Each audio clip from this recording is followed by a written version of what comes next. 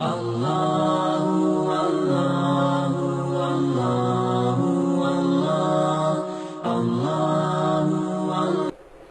24 گھنٹے کی زندگی میں تمہاری ہاسٹل لائف ہے، پارٹیاں نہ بنو، نہ مذہب کے عنوان پر نہ سیاست کے عنوان پر۔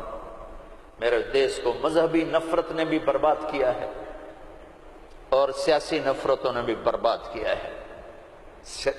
سیاسی جماعتوں کے اعلی کار مت بنو، کوئی فیڈریشن، کوئی فیڈریشن، یا تم استعمال ہو جاؤ گے سیاسی لوگوں کے۔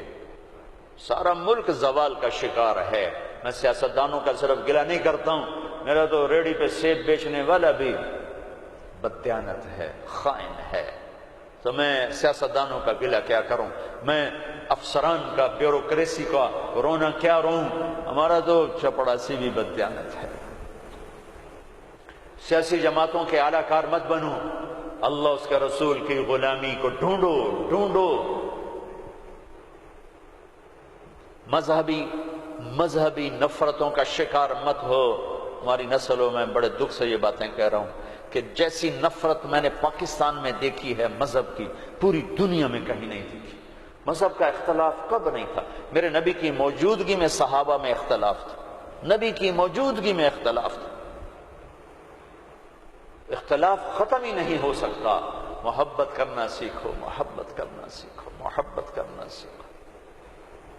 ایک جگہ نماز کا وقت تھا، ہم نے گاڑی روکی، میں آگے بڑھا، تین نوجوان کھڑے تھے، پگڑیاں باندھی ہوئی۔ میں نے کہا بھائی السلام علیکم، تو انہوں نے کہا، میں نے کہا بھائی السلام علیکم، سلام کا جواب نہیں دیا۔ یہ نفرت کسی نے ان کے اندر بٹھائی ہے۔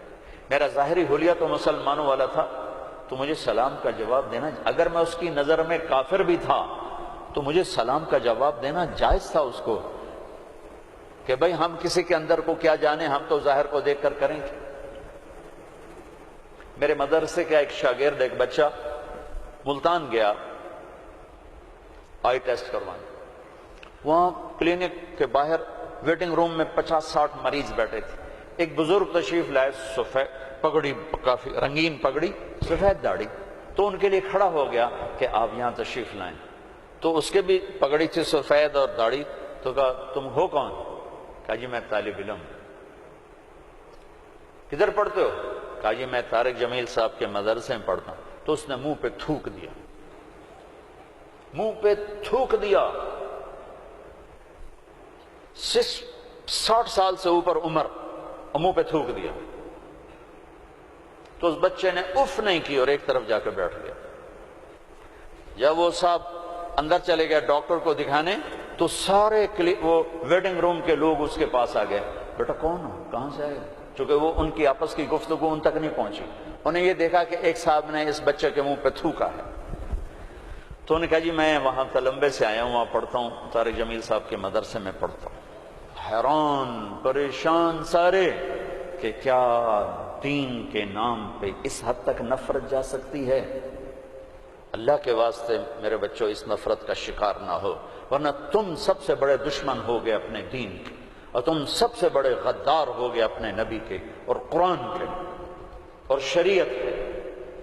تم اپنے نبی کی سیرت اٹھا کے دیکھو، منافقوں کو گلے لگایا۔